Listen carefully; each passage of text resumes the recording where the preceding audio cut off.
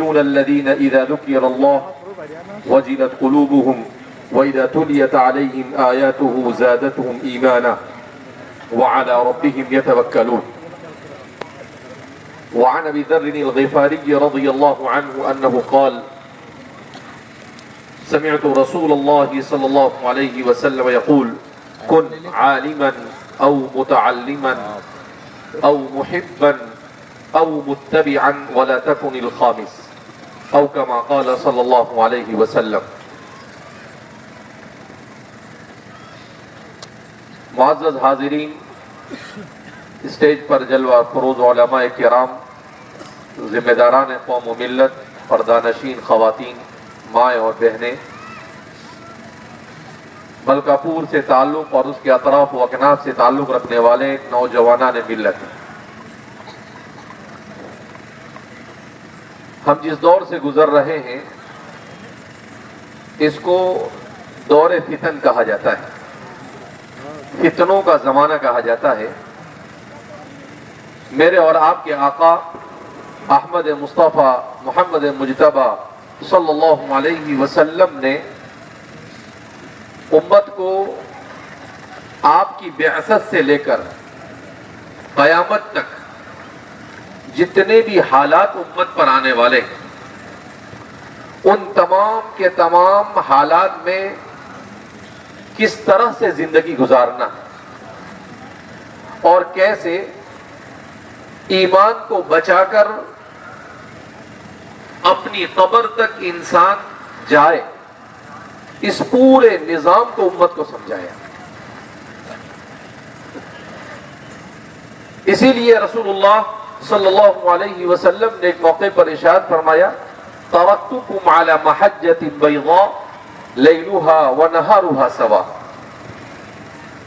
کہ میری امت میں نے تمہیں راہ روشن پر چھوڑا، ایک ایسے راستے پر چھوڑا جو راستہ بالکل واضح ہے، جس میں کسی قسم کی کوئی پیچیدگی نہیں ہے.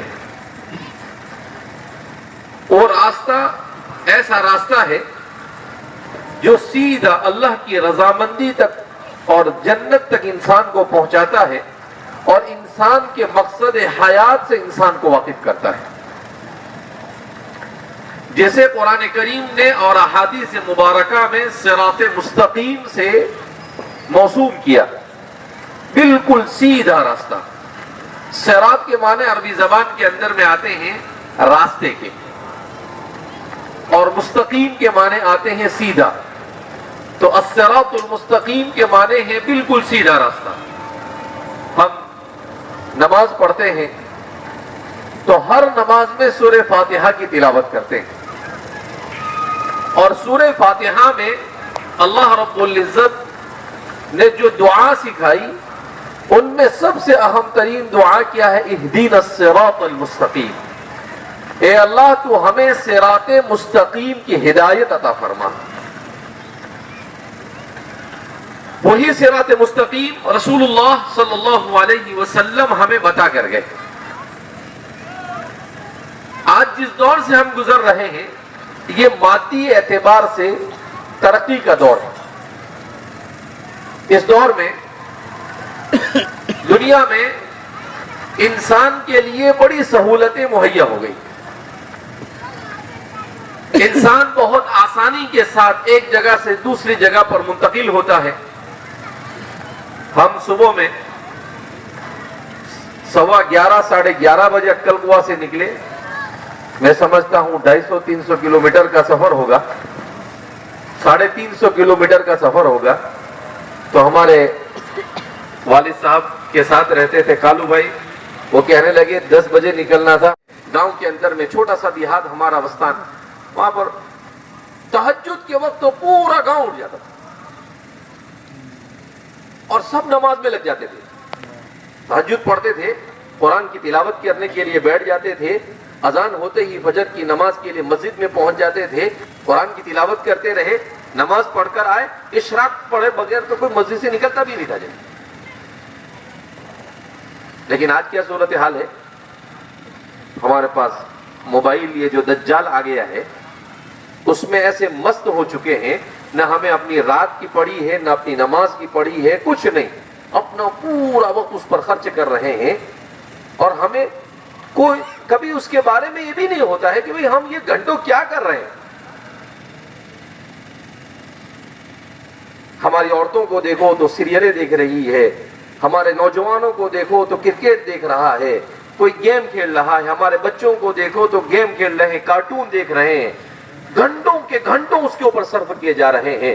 اللہ اکبر۔ قرآن کریم میں اللہ فرماتے ہیں والعصر، زمانے کی قسم، مومن کی زندگی کا ایک ایک منٹ قیمتی ہوتا ہے، ایک ایک سیکنڈ قیمتی ہوتا ہے، ایک سیکنڈ ضائع نہیں ہونا چاہیے، اور ہم زندگیاں ضائع کر رہے ہیں، ایسے ضائع کر رہے ہیں جیسے ہمیں اس کا حساب ہی نہیں دینا ہے۔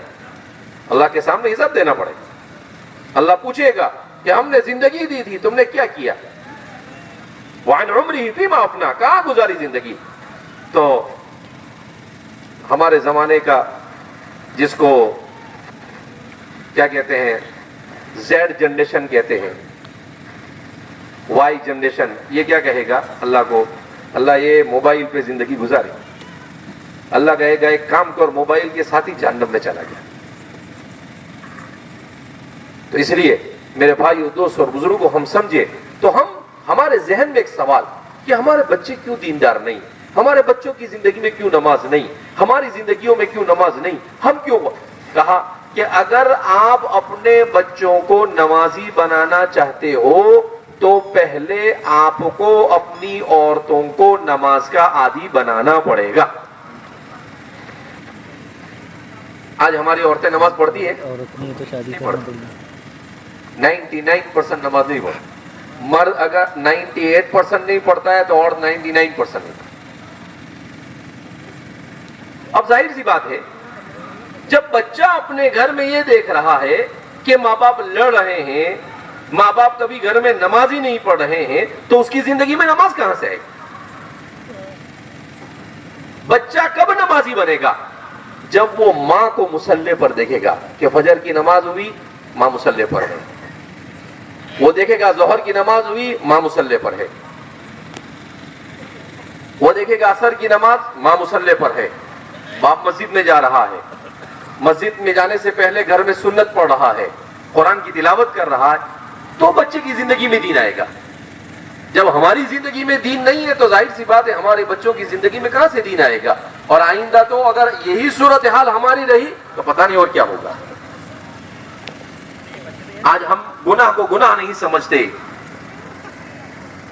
اور جو چاہے اپنی من کی مرضی کی زندگی گزار رہے ہیں، ایسے کامیابیاں نہیں ملتی ہے۔ خواہشات پر چلنا یہ ہلاکت کے راستے پر چلنا ہے۔ اس لیے میرے بھائیو، دوستوں اور بزرگوں، ہم اس عہد کے ساتھ اٹھے کہ ہم اپنے گھروں میں نماز پڑھیں گے بھائی۔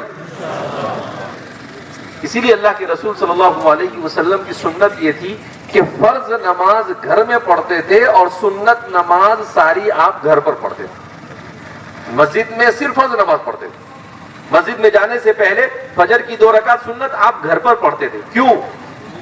2 وجہ۔ ایک تو یہ تاکہ گھر والوں کی تربیت ہو کہ بھائی نماز پڑھو، اور دوسری کہ گھر میں اللہ کی رحمت نازل۔ آج کہتے ہیں نا کہ ہمارے گھر میں مصیبت ہے، پریشانیاں ہیں، ہمارے گھروں سے نہ قرآن کے پڑھنے کی آواز، نہ ہمارے گھروں میں نماز پڑھی جاتی ہے، نہ کچھ، صرف میوزک بج رہے ہیں، ہر آدمی موبائل کے اندر میں غلط چیزوں کو دیکھ رہا ہے، تو کیا ہمارے گھر پر اللہ کی رحمت نازل ہوگی؟ لعنت ہی نازل ہوگی۔ پھر کہتے ہیں اس نے جادو کر دیا، اس نے ٹونا کر دیا، اس کی نظر لگ گئی۔ کچھ نہیں، یہ سب ہم نے اپنے گھر کو نحوستوں کا اڈا بنا دیا۔ خود اللہ کے رسول صلی اللہ علیہ وسلم فرماتے ہیں کہ جس گھر میں قرآن کی تلاوت کی جاتی ہے وہ آسمان والوں فرشتوں کو ایسا نظر آتا ہے جیسے زمین والوں کو چمکتے ہوئے ستارے نظر آتے ہیں۔ اور حضور نے فرمایا جس گھر میں قرآن نہیں پڑھا جاتا ہے وہ گھر قبرستان ہے۔ کیا ہے وہ گھر؟ قبرستان ہے۔ یعنی وہ گھر میں رہنے والے گھر میں نہیں رہ رہے، وہ قبرستان میں رہ رہے۔ آپ دیکھ رہے ہیں ہمارے گھروں کے اندر میں وحشت ہے۔ یہ وحشت اسی لیے کہ ہم نے اپنے گھروں میں قرآن پڑھنا چھوڑ دیا۔ ارے باپ کا فرض ہے کہ وہ اپنے گھر کے ایک ایک فرد کی دینی نگرانی کرے، حضرت شیخ الاسلام مولانا تقی عثمانی صاحب، ان کی اہلیہ کا انٹرویو آیا تھا ابھی سال ڈیڑھ سال پہلے، اس میں انہوں نے لکھا کہ ان کی اہلیہ محترمہ کہتی ہے کہ آج بھی حضرت کی 80 سال عمر ہوئی مگر اپنے بچوں، نواسوں اور پوتوں سب کو دن میں کسی وقت اپنے پاس بٹھاتے ہیں، کوئی نبی کا، صحابہ کا کوئی واقعہ سناتے یا کسی کتاب کی تعلیم کرتے ہیں. ایسے گھروں میں دین زندہ رہتا ہے. اور ہمارے یہاں تو تعلیم والی کچھ ہے ہی نہیں. اس لیے میرے بھائیوں، دوستوں اور بزرگوں، ہم اس عہد کے ساتھ اٹھے کہ ہم اپنے گھروں کے اندر میں دین کو زندہ کریں گے. بھائی ماشاءاللہ مکاتب دینی کتاب کی تعلیم ضروری ہونا چاہیے اور ہر گھر کا فرد اس میں بیٹھنا چاہیے. ہمارے علماء بھی نہیں کرتے، ائمہ بھی نہیں کرتے اور ہم کوئی نہیں کرتے. اس کو کرنا چاہیے ہمیں. اور اسی کے ساتھ ساتھ نمازوں ہماری مسجدیں آباد ہونی چاہیے. ہمیں اپنے تعلیمی اداروں کی فکر کرنی چاہیے. میں آج کچھ ذمہ دار لوگ آئے تو میں ان سے پوچھ رہا تھا کہ بھئی یہاں کتنی آبادی ہے مسلمانوں کی؟ میں کہا 30-40 ہزار کی آبادی ہے.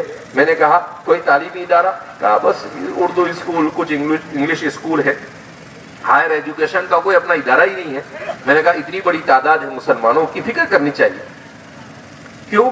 اس لیے کہ ہماری نسلوں کا ایمان خطرے میں ہے. اگر ہمارے بچے دوسروں کے اداروں میں جا کر تعلیم حاصل کر رہے ہیں تو آپ کیا سمجھ رہے ہیں؟ ہم ان کے ایمان کو داؤ پہ لگا رہے ہیں. تو ہم خود اپنے ادارے بنائیں. اللہ نے آج تو ہمیں دیا ہے، صاحب حیثیت بنایا ہے. ہم اگر چاہیں تو سب کچھ کر سکتے. لہذا ہمیں، میں کہتا ہوں اس کو کہ کے جی سے لے کر پی جی تک کے مسلمانوں کے اپنے ادارے ہونے چاہیے، جن اداروں کو علماء کی نگرانی میں دین کے ماحول کے ساتھ ان کو عصری تعلیم دینی چاہیے. حضرت والد صاحب نے جس پیٹرن کو زندہ کیا ہے ہمیں اس پیٹرن پر چلنے کی کوشش کرنی چاہیے.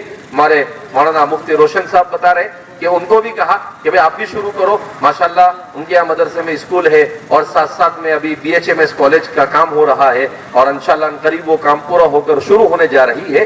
تو یہ سب ہماری ضرورت. ہمارے اپنے ادارے ہوں گے تو ہمارے بچوں کا ایمان محفوظ ہوگا اور ایمان محفوظ ہے تو یہی سب سے بڑی کامیابی ہے. اس سے بڑی کوئی کامیابی نہیں ہو سکتی ہے. اس لیے میرے بھائیوں، دوستوں اور بزرگوں، ماشاءاللہ ہمارا یہ ادارہ بھی کام کر رہا ہے اور انشاءاللہ ہم اب کوشش کر رہے ہیں کہ یہاں پر بھی عصری تعلیم کے اچھے ادارے قائم کیے جائیں انشاءاللہ.